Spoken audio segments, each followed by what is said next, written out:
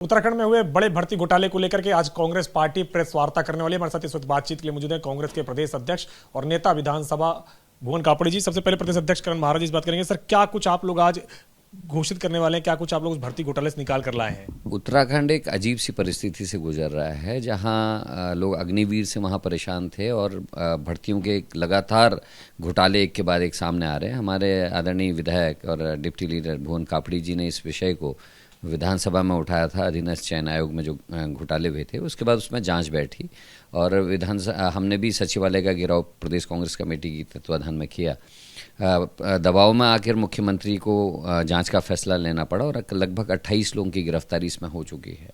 लेकिन जो गिरफ्तारियां हुई है वो बहुत छोटे लोग हैं और इसमें जो मुख्यतः जो अध्यक्ष करना है, चाहे वो 2016 की भर्ती का अध्यक्ष हो, चाहे वो अभी के अध्यक्ष हो, इनकी भी ऊपर जिम्मेदारियां फिक्स होनी चाहिए। उनकी भी गिरफ्तारियां होनी अति आवश्यक है अगर सच्चाई सामने आनी है। और 2017 की भर्ती के घोटाले को जब मैंने 17-18 में उठाया था तो तात्कालिक जो संसदीय कार्य मंत्री थे स्वर्गीय प्रकाश पंत जी, उन्होंने इस विषय पे हाउस में वक्तव्य दिया था कि इसमें घोटाला हुआ है और रणबीर सिंह जी की जांच में टैंपरिंग ऑन बुक्स माना उन्होंने, और उन्होंने कहा कि वो ट्रेजरी में है। लेकिन उसके बाद सरकार ने, भारतीय जनता पार्टी की सरकार ने उस मामले को दबा दिया।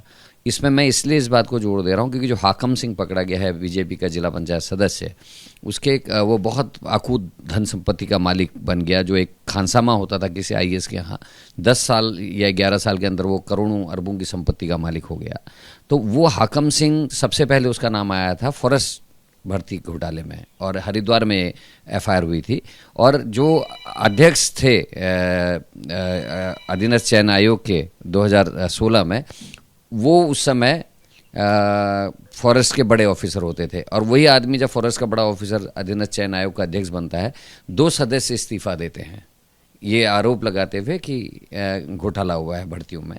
तो हाकम सिंह का जन्म वहीं से हुआ, जो मेरा मानना है। और जब तक हम हाकम सिंह के और उनके संबंधों को नहीं पकड़ेंगे, तब तक हम बड़ी मछलियों को नहीं पकड़ सकते हैं। तो इन सभी विषयों को, चाहे वो विधानसभा में भर्ती के घोटाले हैं, चाहे वो सचिवालय में भर्ती के घोटाले हैं, तमाम किस्म की चीज़ें निकल के आ रही हैं। ओपन यूनिवर्सिटी में अभी कुछ पदों के बारे में हम लोगों को जानकारी मिली है। तो ऐसी चीज़ें आई, इससे पूरा मनोबल टूटा हुआ है आम जो लोग हैं उनका, और बेरोजगार जो बच्चे हैं उनका एकदम भविष्य के संग खिलवाड़ हो रहा है और वो इस समय डिप्रेशन की स्थिति में है। तो ये बहुत गंभीर है हमारे राज्य को लेकर। और जिस तरीके से मैं आज दिल्ली आया इसीलिए हूँ अपने साथी भुवन कापड़ी के साथ, कि हम मोदी जी से भी प्रश्न करना चाहते हैं कि आपने लाल किले की प्राचीर से एक चीज़ कही थी कि रेवड़ियाँ बट रही हैं इस देश में। उन्होंने आरोप लगाया था भाई भतीजावाद। तो हमारे पास तो लंबी फहरिस्त है। भगत सिंह कोश्यारी जी की सगी भतीजी, इनके यदुवीर सिंह जी जो इनके प्रांतीय प्रचारक हैं, उनका भाई, उनकी बहू, उनका ड्राइवर, कोई मंत्री ऐसा नहीं बचा जिसके ओएसडी की नौकरी नहीं लगी या ओएसडी की बीबी की नौकरी ना लगी हो। तो ये बंदरबाट, रेवड़ियाँ, परिवारवाद साफ साफ बीजेपी का जो दिखाई दे रहा है, इस पर हम लोग मोदी जी से भी पूछने वाले हैं कि आपने लाल किले की जो प्राचीर से कहा था, ये केवल अन्य पार्टियों के लिए, आपकी पार्टी पर भी लागू होता है? चूंकि अगर बात करें तो आप हाकम सिंह की बात कर रहे हैं, बीजेपी के प्रदेश अध्यक्ष भी कह चुके हैं हाकम सिंह पकड़े जरूर गए, उनके खिलाफ कार्रवाई की गई है, बीजेपी ने उनको बाहर का रास्ता दिखाया है, जो और दोषी होंगे उनको भी पकड़ा जाएगा। मेरा बीजेपी पे दूसरा प्रश्न है। हाकम सिंह का पहले नाम फॉरेस्ट भर्ती में आया था, जो मैंने पहले भी जिक्र किया। तो जिस आदमी का नाम ऑलरेडी भर्ती घोटाले में आ चुका है, उसको जिला पंचायत का टिकट क्यों दिया? आज जब भुवन कापड़ी ने प्रश्न उठा दिया, हंगामा हो गया, पूरे प्रदेश का युवा सड़कों पर आ गया, सचिवालय का घेराव हो गया, उसके बाद आपने हाकम सिंह को पकड़ा है, उसको पार्टी से हटाया है। लेकिन हाकम सिंह के रिश्ते जिनसे, उनका क्या होगा? क्या कोई खानसामा बिना किसी आका के करोड़ों की संपत्ति का मालिक बन सकता है? क्या वो इतने बड़े घोटाले का सूत्रधार हो सकता है? किसी न किसी का तो उसको सहारा होगा। तो उन तक जब तक ये जांच नहीं जाती, तब तक ये छोटी मछलियों को पकड़ के अगर लोग सोच रहे हैं जनता को बेवकूफ़ बना देंगे और मामला शांत हो जाएगा, ऐसा होने वाला नहीं है।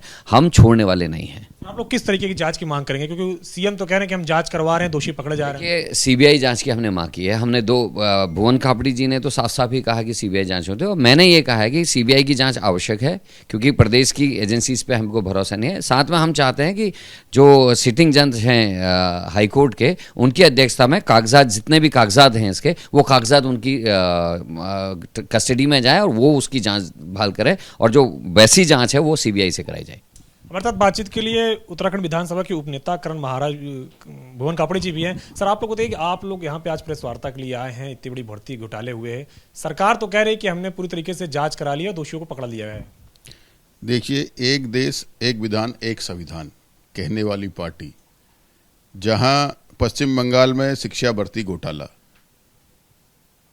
जो 14 से 18 हुआ, आज सिर्फ एक शिक्षा भर्ती घोटाला, वहाँ ममता बनर्जी की सरकार है, भाजपा की सरकार नहीं है, तो वहाँ सीबीआई जांच हो रही है।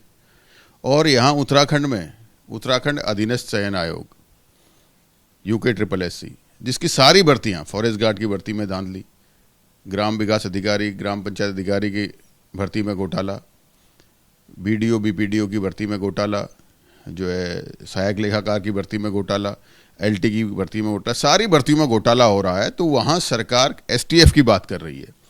और जो मुख्य आरोपी हाकम सिंह बनाया है, जो उसके साथ जो संबंध कि एक मन में हमारे उत्तराखंड के युवाओं के मन में और आवाम के मन में बात आई कि हाकम सिंह के साथ जो सोशल मीडिया में तस्वीरें जो है दिखाई दे रही हैं, वो तो हुक्मरान हैं उत्तराखंड के, बड़े बड़े अधिकारी, बड़े बड़े सफ़ेद पोस्ट।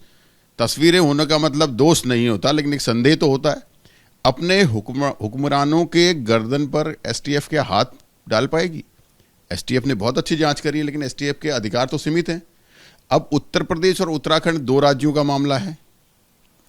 क्या STF को इतने अधिकार हैं कि उत्तर प्रदेश जाकर जांच कर सके वहाँ? और दूसरी बात यह है कि सरकार की मंशा सीधे सीधे जो हमारे उत्तराखंड अधीनस्थ सेवा चयन आयोग का जियो है, उसमें सारे अधिकार अध्यक्ष और सचिव को निहित हैं। अगर उसे आप पढ़ेंगे तो उसमें अपराध होता है, तो दोषी अध्यक्ष और सचिव क्यों नहीं है?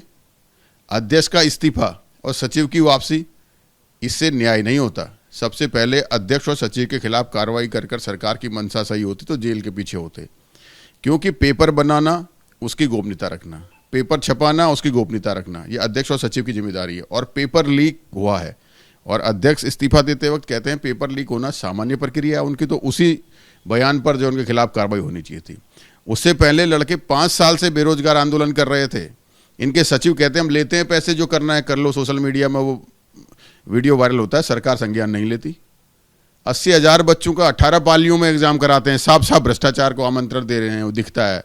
20,000-30,000 बच्चों की 3 पालियों में कराते हैं, साफ साफ दिख रहा है भ्रष्टाचार की कोशिश कर रही। क्या यह अंधी बहरी सरकार तब सोई हुई थी जहां हमारा उत्तराखंड लोक सेवा आयोग 2,58,000 बच्चों की भर्ती एक दिन में कराता है? तो ये 80,000 को 18 पाली में कर रहे हैं। 332 सवालों को उसके बाद 1800 में से डिलीट कर दे रहे हैं। नॉर्मलाइजेशन जो रेलवे की परीक्षा कराते हैं, RR कहता है भ्रष्टाचार की जड़। CBI की जांच आप लोग मांग कर रहे हैं, CBI की जांच ना हुई तब आप लोग क्या एक्शन लेंगे? देखिए, हम CBI की जांच के लिए हर संभव लड़ाई को लड़ेंगे, चाहे सड़क में हो, चाहे जन आंदोलन के रूप में हो, चाहे अन्य जगह हो। CBI जांच होनी जरूरी है। आपने जैसे अध्यक्ष जी ने बताया विधानसभा घोटाला, यहाँ तो मुख्यमंत्री से लेकर सारे मंत्रियों के रिश्तेदार आपको बैकडोर से दिखाई दे रहे हैं। तो जब मोदी जी के 9 रत्न उत्तराखंड में 9 के 9 रत्न का भ्रष्टाचार सामने दिख रहा है, तो उसके बाद आप किस पे भरोसा करेंगे? क्या आपको लगता है उसके बाद भी स्टेट की जांच एजेंसी उन लोगों के खिलाफ कार्रवाई कर पाएगी? इसलिए जरूरी है कि अगर ईमानदारी की बात करने वाली सरकार है, एक देश एक विधान एक संविधान की बात करने वाले प्रधानमंत्री जी हैं, तो यहाँ भी जो है CBI जांच होनी चाहिए। शुक्रिया। हमसे बातचीत करने के लिए उत्तराखंड के विधानसभा में उपनेता भुवन कापड़ी जी और साथ प्रदेश अध्यक्ष करण महाराज, जो कि CBI जांच की मांग कर रहे हैं UKSSC भर्ती घोटाले में, इसके साथ साथ विधानसभा सचिवालय में जिस तरीके से नियुक्तियां हुई हैं उसके लिए। कैमरा विपिन के साथ अविनाश तिवारी, ABP गंगा, दिल्ली।